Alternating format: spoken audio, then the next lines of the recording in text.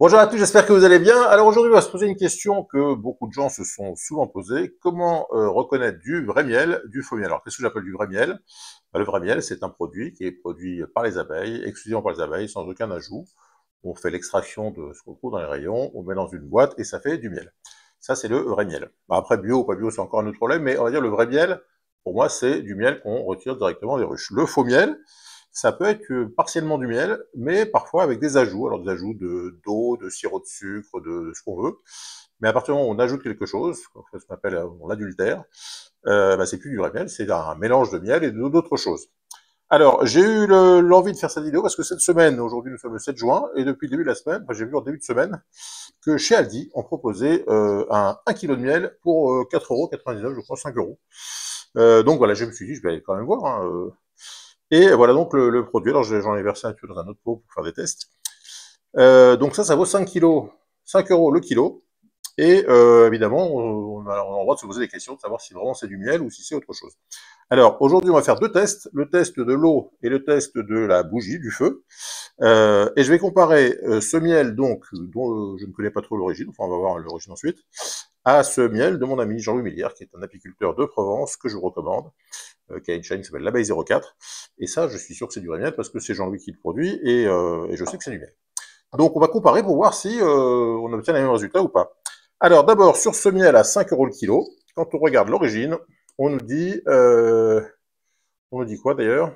Ingrédients, miel de fer, mélange de miel non originaire de l'Union européenne. Voilà, donc on nous dit que c'est du miel non originaire de l'UE. Alors je crois qu'il y a une nouvelle loi à partir de bientôt là, qui permettra de plus avoir ce côté un peu flou, parce que non originaire de l'UE, d'accord, c'est pas un miel européen, on ne sait pas s'il vient de Chine, d'Inde, je sais pas, on ne sait pas. Donc à partir de bientôt, il me semble, les fabricants, les producteurs ont l'obligation de dire, bah, ce miel-là, il vient de tel endroit.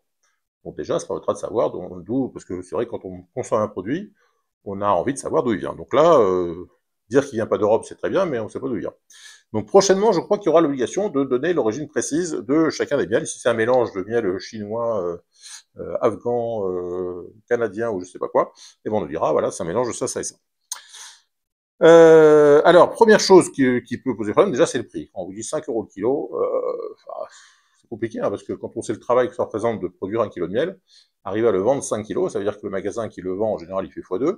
Ça veut dire que lui, il a acheté 2,50 € le kilo, en tout cassé.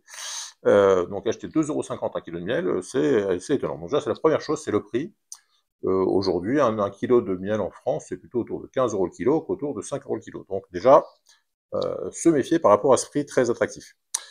Deuxième chose, c'est la consistance. Alors vous voyez, si on a un miel comme ça qui est très très liquide, c'est étonnant. Alors il y a des miels qui sont plus ou moins cristallisés, plus ou moins liquides. On a par exemple le miel de colza qui cristallise très vite, qui va être tout de suite assez compact. On a l'acacia qui est plus liquide.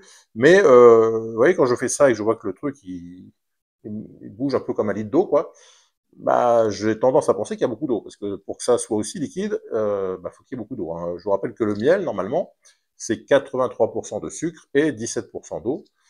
Là, peut-être qu'il y a plus. Alors, j'ai pas les moyens techniques de faire l'analyse précise, mais je dirais que, comme ça, à vue de nez, je dirais qu'il y a plutôt, je sais pas, 75-25 ou quelque chose comme ça, mais c'est très très liquide.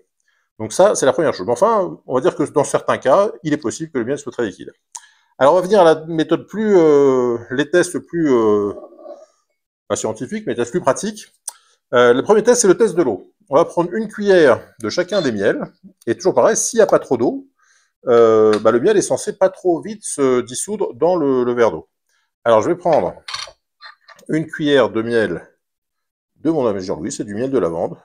Une petite cuillère, parce que c'est dommage de le gâcher. Voilà, une petite cuillère de miel, et je le mets comme ça, je le fais couler dans le verre d'eau. Et on voit que le miel, il se dépose en masse, c'est-à-dire il se dissout pas complètement dans l'eau, et il fait un tas de miel au fond de l'eau. Alors ça, c'est plutôt bon signe, ça veut dire que le miel, il est assez dense pour ne pas se mélanger avec l'eau, et donc ça fait, je vous montrerai ensuite en gros plan, et ça fait un beau paquet de miel au fond, et ça c'est plutôt une bonne solution.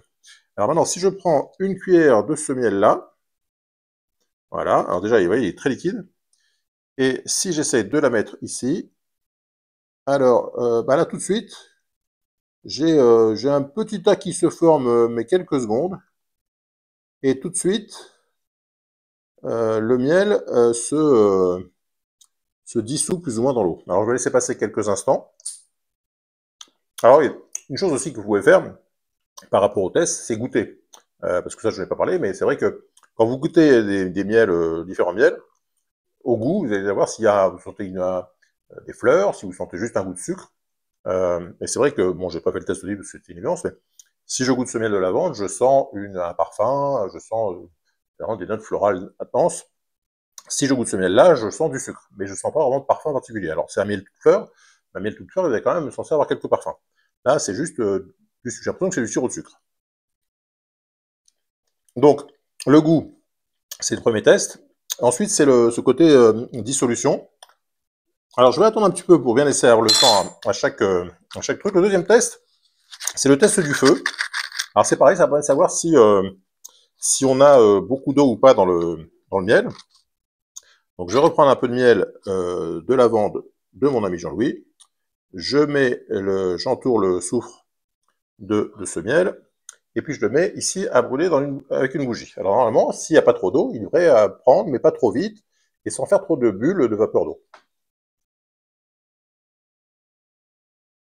Alors il prend, mais il n'a pas fait du tout de grésillement, il n'y a pas du tout d'eau qui a fait des bulles pour s'évaporer. Et donc ça a pris assez rapidement, mais sans faire de bulles. Alors je refais le test avec mon miel origine non européenne, de chez Aldi, à 5 € le kilo. Voilà. Et là, je refais un test et je vois ce qui se passe. Alors, il a pris à peu près pareil, mais là je vois ici, alors ça se voit peut-être pas bien à la caméra, mais quand ça brûle, je vois que ça fait des petites bulles. Ça fait des petits, ça grésille. Alors ces petites bulles, ça pourrait être de l'eau, un trop plein d'eau qu'il y aurait dans ce miel, il y en a encore là d'ailleurs. Donc ces petites bulles, ça pourrait être parce qu'il y a beaucoup d'eau dans ce miel, et que donc quand on le fait brûler, ben, l'eau s'évapore, fait des bulles, et donc ça voudrait dire encore une fois qu'il y a beaucoup d'eau. Donc ça, c'est le test. Si vous avez beaucoup de bulles en faisant brûler un miel, c'est qu'a priori, il y a beaucoup d'eau. Alors maintenant qu'on a laissé passer un peu de temps, je vais prendre la caméra et je vais vous montrer les dépôts au fond de chaque miel. Alors attendez, bougez pas. Voilà, alors je vous montre. Voilà, à gauche, j'ai le miel de lavande. Vous voyez qu'on a un beau dépôt. Le miel est resté s'est formé, il y a une petite tache de miel qui s'est formée au fond. Il est resté assez, il se tient lui-même, donc ça veut dire que le miel est assez uniforme. Et si je prends à droite, bon, j'ai une petite couleur. Alors on dit aussi que parfois dans le miel adultéré, il y a des colorants. Alors ça pourrait être les colorants en question, mais vous voyez que j'ai pas du tout de. Si on compare les deux, on voit bien, hein, à gauche j'ai vraiment une tache de miel qui reste concentrée, et à droite, ben, j'ai de l'eau un peu colorée au centre. Voilà, donc tout ça pour dire, je vous remets en place. Voilà, donc on a fait le test du verre d'eau, on a fait le test de la bougie. Tout ça pour vous dire que si vous avez des doutes, encore une fois, bon déjà à 5 € le kilo, il y a vraiment de quoi avoir des doutes. Mais ces deux petits tests, ça vous permet de vous dire déjà, c'est un miel, c'est un vrai miel. Alors c'est pas des tests scientifiques, hein, ça veut dire, ça marche pas à tous les coups. Peut-être qu'il y a des miels, des vrais miels d'agriculteurs qui donneront aussi des résultats moyens. Mais disons que ça donne une idée. Encore une fois, le goût. Là, on goûte une cuillère de miel, on voit tout de suite si on a des parfums ou pas. La texture, très liquide, bah faut se méfier. Est-ce qu'il se dissout rapidement dans de l'eau ou pas? S'il se dissout très rapidement, encore une fois, c'est qu'il est plein d'eau et que donc l'eau se mélange à l'eau trop et donc il n'y a plus grand chose qui reste. Et puis s'il fait des bulles, quand on le met sur une bougie et qu'il fait des bulles, qui grésillent, encore une fois, c'est qu'il y a trop d'eau. Donc voilà, tout ça pour vous dire de faire attention. Alors c'est vrai que 5 € le kilo, ça peut être attractif, mais si on achète de l'eau au lieu d'acheter du miel, finalement, c'est pas si attractif que ça d'acheter. Peut-être que dans ce pot de miel de 1 kg, peut-être qu'il y a, je sais pas, 300 grammes de vrai miel et puis 700 grammes d'eau, ou 500 grammes de miel, 500 grammes d'eau. Dans ce cas-là, vous allez payer le vrai miel, vous allez payer 10 € le kilo, et puis vous allez payer du vrai miel mélangé à de l'eau. Donc bon. Alors encore une fois, c'est pas un test scientifique, c'est un test qui permet de se faire une idée. Mais de votre côté, dites-moi si vous avez. Alors je sais qu'il y a aussi une solution avec un buvard. Si on met une goutte d'eau sur un buvard, alors j'ai pas de buvard pour tester, mais si on met une goutte de miel sur un buvard, Si le buvard absorbe beaucoup, encore une fois, c'est qu'il y a beaucoup d'eau. Si la goutte de miel reste complète sur le buvard, c'est qu'il n'y a pas beaucoup d'eau, donc il ne peut pas s'incruster dans le buvard. Il y a aussi un autre test avec du tissu blanc. Prenez une goutte de miel, vous mettez sur un tissu blanc. Le vrai miel est censé ne pas trop tacher, ne pas s'incruster dans le tissu. Donc on peut l'enlever assez rapidement, il ne reste pas de tache. Le faux miel, il peut y avoir un colorant et il est très liquide, donc il s'intègre, le tissu est imprégné et les colorants du miel restent dans le tissu, donc il tâche. Donc voilà, tous ces petits tests, ça peut vous faire une idée. Faut faire attention aussi parfois parce que vous trouvez sur des marchés en vacances, par exemple, le petit producteur qui vend son miel.